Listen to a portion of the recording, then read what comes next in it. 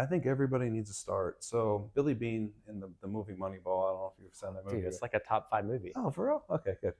So I love that movie, and they have that saying. It's like just get to first base. Yep. Just get to first base. And I think for a successful HR outsourcing company, you have to have a means for people to get to first base. Mm-hmm. I think first base for every company is payroll. You have to. Every company has. Mm-hmm. Most companies. I can't say everyone. There are some who don't. But most of the companies have payroll. Mm-hmm. And if you can capture payroll, then that's a good way to bring people into your company. If you Yep. love your company, like I love my company, I do. I know you love your company as well too. When they come into the organization, if you can make that barrier of entry very, Yep. very, very low, Yep. they can come in and then they can start exploring other products. Thanks for listening to the PEO Pod, where we're simplifying and optimizing the employee experience. This week, I'm getting to hang out with my good friend, Jason Grochowalski. About 10 years ago, Jason started with us, and he sold over $11 million in PEO. But more recently, he was tasked with opening a division that operates HCM, Human Capital Management, and ASO, Administrative Service Offering. His teams have been wildly successful, but more importantly, Jason is just one of the best people I've ever met in my life. He's been a great friend and a mentor to me, and I was really excited to sit down with him and learn about some of the differences between HCM, ASO, and PEO, and what type of businesses might fit into each one of those categories. So thanks for listening.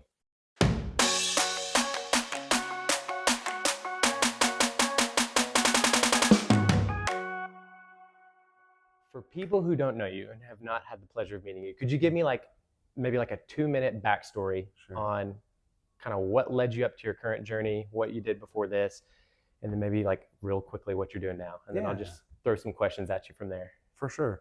I was a leader at Paychex for over a decade. Okay. Went over to Paylocity in the HCM space. Was plucked from there to come to G&A Partners. I've been here 10 years, number one in the country, 5 years leading PEO teams. And over the past 2 years, now I lead both a PEO team and an HCM team that also sells ASO.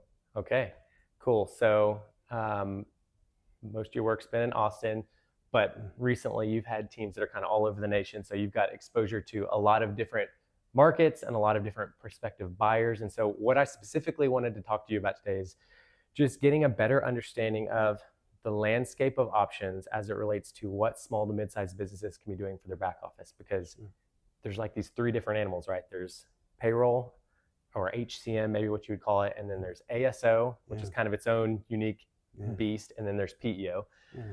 So as best you can, just paint for me the landscape of the different options, and then we'll kind of dive into it from there. Sure. The landscape's diverse. I mean, nowadays it's hard really to tell the difference sometimes because they kind of bleed over into each other. Yeah. I'll start with HCM. HCM has gone from, somebody calling in hours to somebody, then keying them into a payroll system and then generating out payroll reports from them there. What HCM has now evolved to today is a software where people can do it yourself, enter in their information, use tools like AI in order to predict their payroll and their human capital management data better, and also have better reporting so they can be more efficient, as well as API integrations to third-party systems. So things can become as easy as possible with the self-service model on the front and back end. Okay. ASO, on the other hand, which for people who maybe have not heard of that, what does ASO even stand for? Administrative Services Organization, or option, depending on who you're speaking with. Okay, cool. ASO is also a software used, which is less of a do-it-yourself model. That's for companies that want to have a human support or human touch on the back end. They want a place for their employees to call with payroll questions. They want to be able to outsource HR a little bit more in-depthly, if that's a word. Yep. So we'll go with it. But the differences between an ASO and a PEO, kind of the key differences is which FEIN you're operating under. In an ASO arrangement, you're operating under your own FEIN. Okay. Also, on an ASO arrangement, you can have benefit administration without the BOR, which is another key advantage. Okay. Whereas on an HCM option, the benefit is administration is more just like an online tool that you can use with EDI feeds, etc. Okay, so it almost seems like, and tell me if I'm off here, but HCM is kind of software as a service. That's right. ASO is software with a service. Correct. PEO is probably service with the software. Yeah, I would say so to speak. I Yeah, mean, I would say yeah, so. there's some overlap there, but That's a great way to say it. So, another way to do it too is HCM is teaching someone how to fish.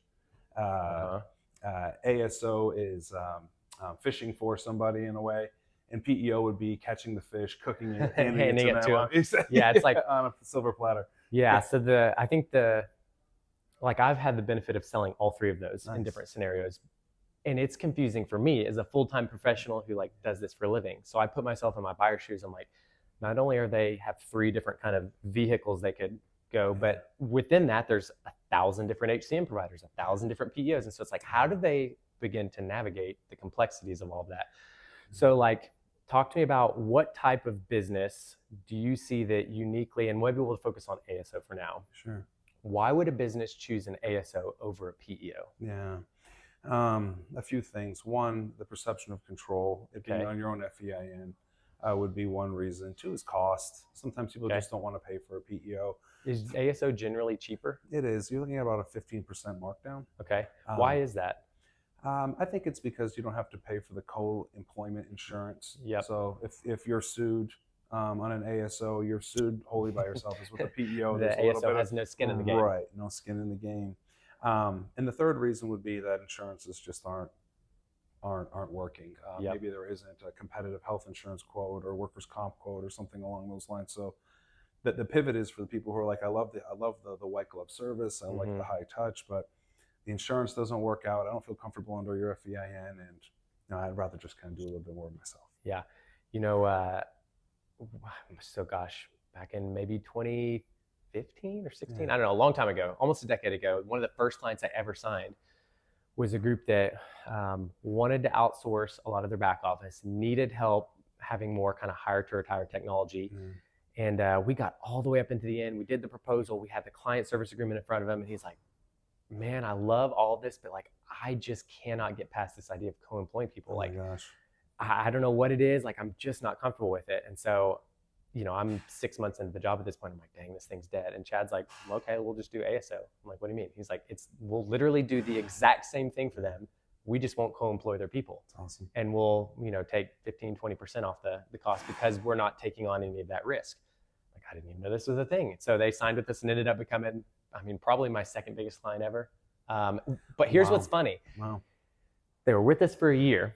Yeah. And an ASO, and then he calls him back literally like right as they're coming up for their first renewal. He's like, hey, you guys have done a good job. Like, I'm less scared about this idea of co-employing now. Can we look at your benefits? So we quoted them on our master plan. Yeah. It just happened to work where they were a good fit. So they converted to PEO. Oh my gosh. That's the buyer journey, right? Right. Yeah. You can start at HCM, go to ASO to PEO. That's like the perfect client for a company. Yeah. Where they kind of stay in your barn. But well, fortunately for this client, like, he called me, and like that's more of a testament to like he was serviced properly, and like ultimately I think the most challenging thing as a salesperson, or maybe not the most challenging, but one of the most, is like you make all these promises to a client, like, we're going to do this for you, we're going to do that for you, it's going to be great, it's going to be awesome, and then you have to pass it to a team of people and hope that they deliver on the promises you made.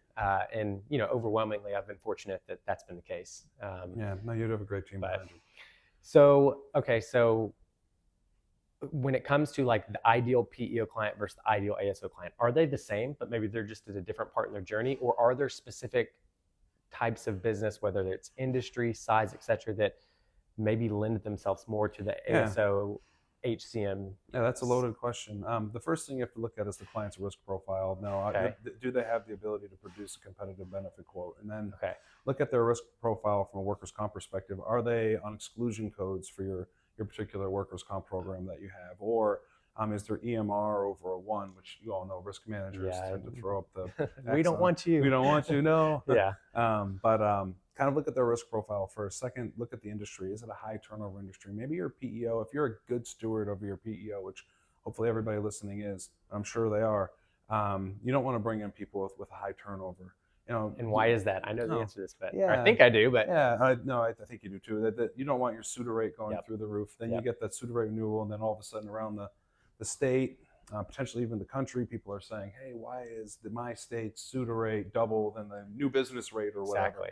And you don't want that. So be a good steward of your company, and if they have high turnover, look at a ASO options. So some industries that are easy to pick on are like manufacturing, restaurants, any food services. Never sold any. I've sold manufacturing, but like anytime somebody sends me a referral to a restaurant, I'm like, dude, I just don't think I'm the fit, man. It's a hard fit. And so in those instances, consider ASO because they may be on ASO today, or even so much bring it to HCM. HCM is tell me about that. Like, how do you bifurcate? This person is better for HCM. This person needs more assistance. If they have an internal HR department, they're not interested in their employees calling in, it's probably going to be an HCM fit. Or if they have a benefit plan which they're comfortable administering themselves and they only need technology for open enrollment or qualifying events, HCM is going to be a better fit. It really comes down to, at the end of the day, Hayden, and just to make it the simplest for everybody listening, if they need to call you, it probably needs to go HCM. When in they, I mean the employees. If they're needing to call you for benefits information, if they're needing to call you for payroll data, HR things, if they want their employees calling in, it's probably an ASO fit. If they have a means of servicing their employees themselves, probably an HCM fit. Because in that case, all they need to do is rely on the technology, and they're happy farming those phone calls themselves. Interesting. And then also, kind of the 500-pound gorilla, HCM is a quarter of the cost of ASO, so it'd be kind of overspending for something. So it's probably like an economies of scale thing. Because tell me if I'm off here, but I'm thinking like if a group has 500 employees, and they have a fully built out HR department, and they're self-funded, and they and they're doing all these things, just like they might be more of an HCM fit because you're just trying to provide them 100%. Software to help ease the burden of what they're already doing. 100%. Versus maybe a group that has 75 employees. And for whatever reason, either they're not comfortable with co-employment or they're on a level funded plan that they want to keep in place, but they like the aspects of what a PEO would offer. Just lost their HR director. Exactly. They don't have anybody to kind of be that frontline, handle tier 1, tier 2 HR questions. ASO would be a great fit. Another way to look at it too is think small. Think 40 to 5 groups. Usually that in many industries, they don't get a lot of HR calls. And they have a plan that they're happy with, or maybe they don't qualify for your master plan, or they just are scared away of PEO. Those are awesome HR fits. So in the past 2 years since we built out our HCM division, I'll ask you a question. Do you know what our average client size is in HCM? My guess is either like 20 or 200. I have no idea which end of the spectrum. It's the wide range. No, it's 68. Okay, which is much larger than your average PEO client. It is. Because what is the average PEO clients? Maybe like 35. Exactly, 32 to be exact. But that number is trending downwards. So for PEO, for HCM. Really? So So now over the past 3 months, our average client size has been 18. Interesting. Why is that? I think it has something to do with deal flow, volume. Our lead sources are a little different. We're focusing on the CPA community, which is smaller sized accounts. So why, I'm going to take a hard left here. Why would a CPA refer you a deal? Yeah, great question. So this is something that for those of you out there who need help working with CPAs, if you don't know this already, it's just something to jot down. CPAs will only refer for a few reasons. One, processing payroll themselves just isn't profitable. Right. It's just not. Is it one of those things where they have a profitable client and the profitable client's like, hey, can you do our payroll? And he's like, I kind of feel like I have to. The second reason is that they have a profitable client. They're like, hey, can you do my payroll? I'm doing it right now with one of the national companies. Right. And then the CPA goes, oh, listen, I don't really recommend that company, but I recommend this one. Okay. And in that case, those are great referrals onto us. So, and the last reason why they refer is they just don't want to deal with tax issues. So a 940, 941, maybe W-2 being incorrect or whatever it may be, they don't want those calls coming to them. And they want a means to reach out to somebody and have a question. And when they have a question and say, I can call so-and-so, it picks up on 3 rings and they can help my client because this isn't making me money. A CPA who just referred us an opportunity that closed, he had a great quote. He goes, Jason, if I'm not making money, I don't want to be doing it. I mean, yeah. And that's it. And it really sums a great up point. at the same time. He's like, if I don't want to, I'm not making money doing payroll, I don't want to do it. If I'm helping client services issue, I'm not making money, I don't want to do it. So the money-minded aspect of it, I think, is the reason why they refer. Okay, so back to kind of like the differences between ASO, PEO specifically. Speaking generally, it seems like PEO can have the feel of like an everything in the kitchen sink Yeah. model, right? Is ASO that way, or are you able to customize kind of a scope a little bit more with ASO? Yeah. What does that look like? You can customize the scope with ASO, but remember, the more you peel back the scope with ASO, you're kind of bleeding into the HCM world. True. So if you can, the way I like to think about it, or I'm actually making this up on the fly, so if it comes out wonky, just stop me. But the way I'm thinking about it is it's almost like you have like 40%, 40%. So you have 40% PEO, 40% HCM. ASO is that kind of that 20% that sits in the middle. You should be outselling PEO and HCM to ASO at least 2-to-1. Makes I sense. mean, probably considerably more than that. I mean, there's probably somebody out there who has the numbers. Because ASO is probably like we like HCM, we just need a little bit more help, or we like PEO, but we're not this or this doesn't make sense. Doesn't work. So it's like it's exactly either a downsell from PEO or an upsell from HCM. Exactly. It's a total defense mechanism. It's like these two don't work, then I'll just stick with that. I like that. That makes sense. Yeah.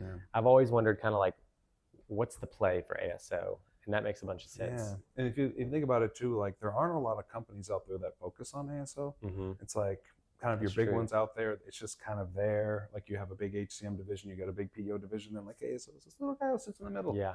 And you've always had like kind of a unique love for the ASO HCM space. Like what is it about those particular business models that you gravitate to as opposed to PEO? I think everybody needs to start. So Billy Beane in the movie Moneyball, I don't know if you've seen that movie. Dude, it's like a top 5 movie. Oh, for real? Okay, good.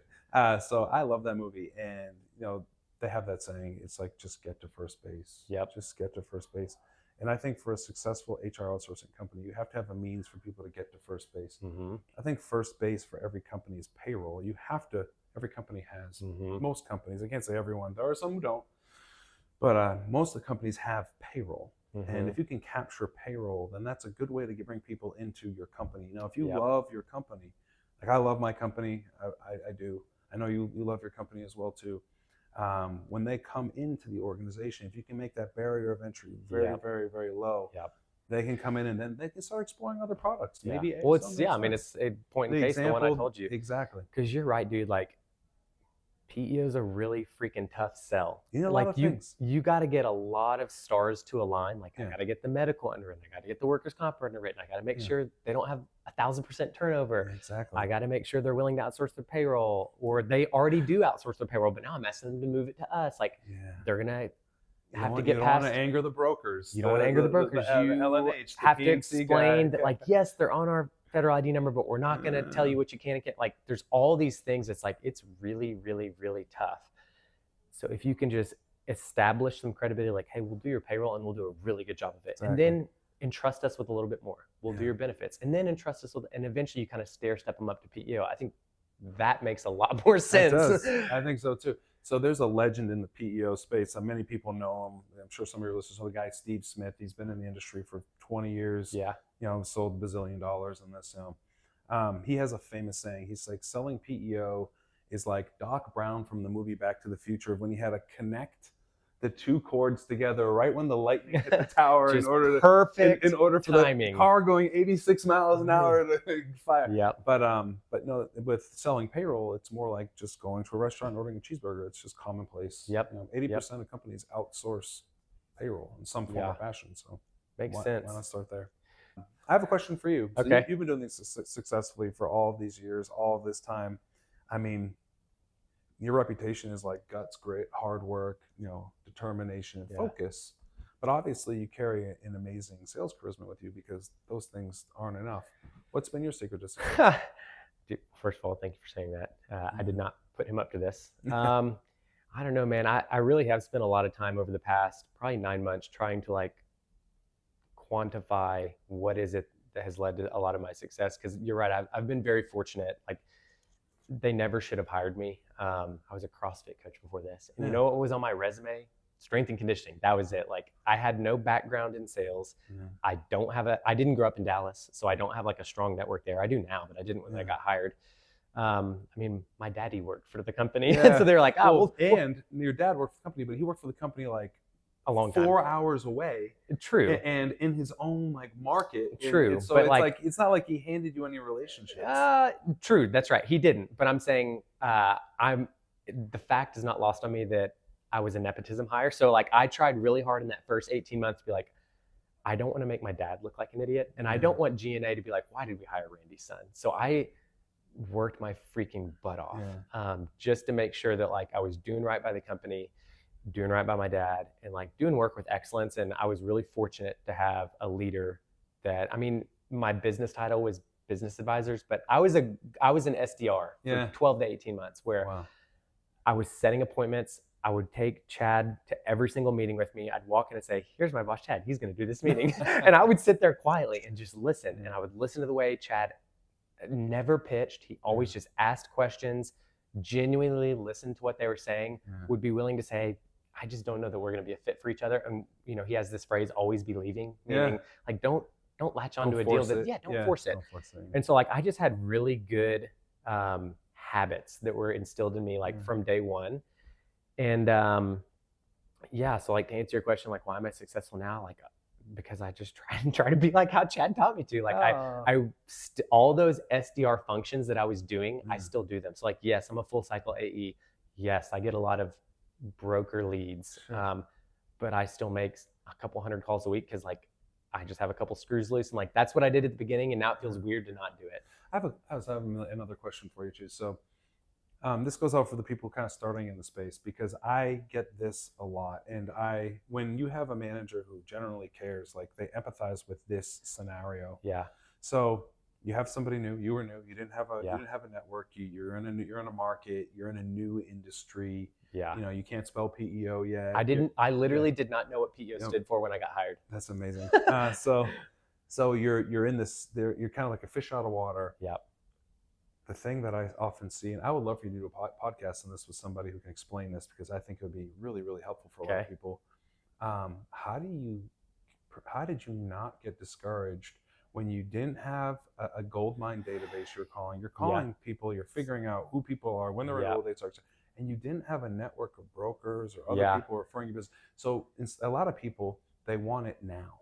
They want it now. How did you keep patient through the process and put in the years and keep going when it was so hard?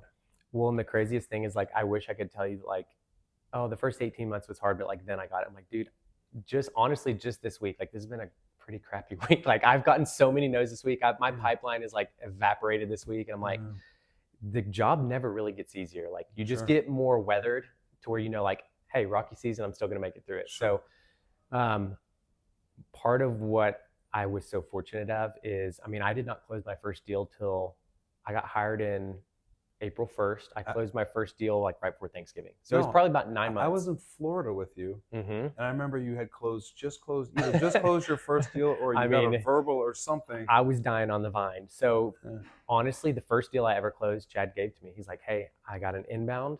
I think it looks really good fit for us. I want you to work it. I'll help you close it. That's nice. And like it, you know, I knew like, hey, I didn't really earn this deal, but like it still felt good. It felt good to like, I got a CSA signed. And I remember literally getting it signed and be like, what do I do now? He's like, dude, you've been here 10 months. You don't know how to process a deal? I'm like, no, I've never closed one. So like I got that one. Very shortly thereafter, he's like, hey, I have a broker.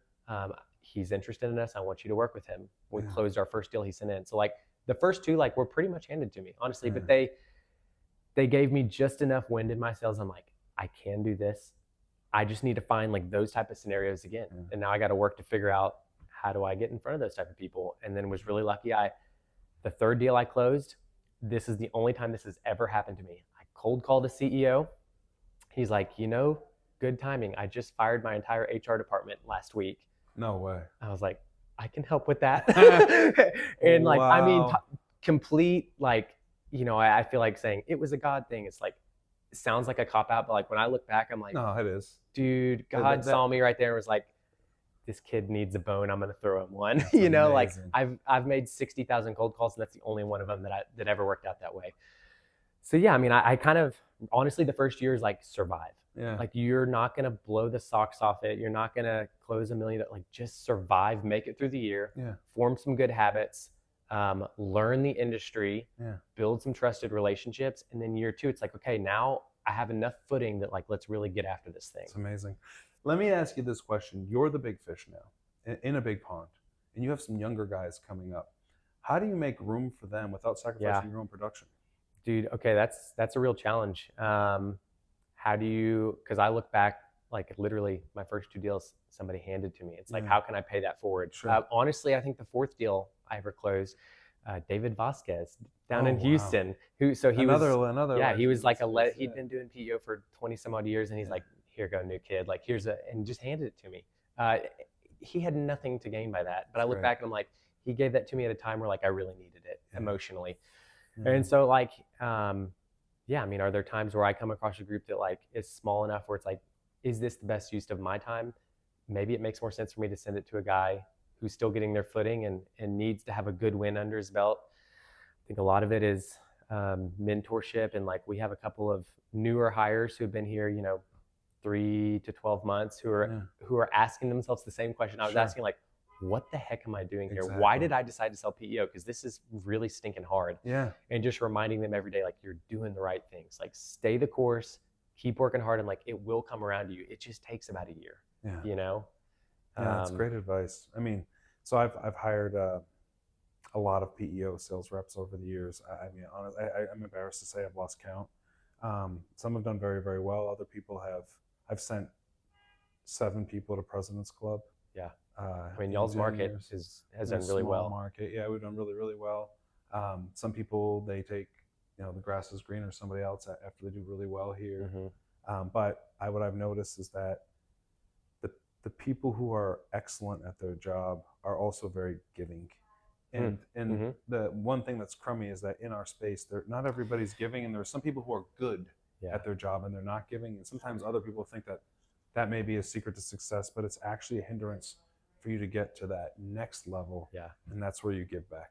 Yeah. I mean, dude, it's such a hard industry that like, and the crazy thing is like, I saw some study the other day where like, when you think about like the ideal client profile for a PEO, there's like 2.2 million businesses that fit and that number grows exponentially when you start thinking about HCM and ASO. So it's like, man, there's enough pie out there for everybody to get a slice, Yeah. No, but in the HCM space, for those of you who are out there who are don't have an HCM person that you work with, you can always network with an HCM person. But if you don't have an HCM partner, network with one, and you're a PEO, send them some business. They'll send you business back because they know they can't write everything on that HCM space. There's business to be had out there. Or, you get creative with your business. Don't just try to force everybody into one direction. Really do what's best for the customer. Even if you don't get paid, I promise you will be paid. It always comes back around. It always comes back around. And it's hard when you're in month 10 and you haven't closed anything. It's really, really hard to see that, but it always works. Have faith, be a good steward for your company, be a good steward for the client, and you'll win in the end. Yeah, I love that. There's Clay Kelly, his like tagline. I'm gonna mess it up, but it's like, don't be hungry to sell, or don't be desperate to sell, be hungry to serve. That's a great one. And like, I remember the first time I heard that, Shout like, out to Clay Kelly. I mean, industry godfather, but like, dude, that is just so true. Like, if you just do right by people and genuinely like care about your clients, help your colleagues, don't try to force round pegs and square holes, like, you're going to be pretty successful. Like, it ends up working out well for you. Sometimes some of the company will come to you and say, hey, really all I need is help with this affirmative action project. Like, go dig into your HR outsourcing network database and find somebody who does that. Refer them to the client. It's going to come back to you. Even if it doesn't come back to you, you can go to bed at night knowing you did the right thing. And then that's enough. So let me ask you this. Normally, the way I try to end this podcast is I give everybody what I call a soapbox moment, which is kind of like, you can say whatever you want to. So I would think probably a lot of the people that typically listen to this, there's going to be 2 categories of listeners, one of which is people who are in the HCM PEO space, salespeople, others of which might be prospective buyers of the product. So if those 2 audience were listening to you in 30 to 45 seconds each, what would you have them hear you say? I would tell you to take good care of your people. Whether you're on the sales side or whether you're on the purchasing side, take good care of your employees. If you really have a moment to sit down and think of their best interests, that's really all you can do. And if you're on the sales side, take good care of your customers. Think of their interests first. If we can all just take care of each other, regardless, the business will always come, and we'll have a happier workforce, and that just leads to better things for everybody. So my message is, whether what side of the coin you're on, be a good person and take good care of your people. Love it. Good words to end on, man. All Appreciate right, you. appreciate you, brother. Yep. Awesome.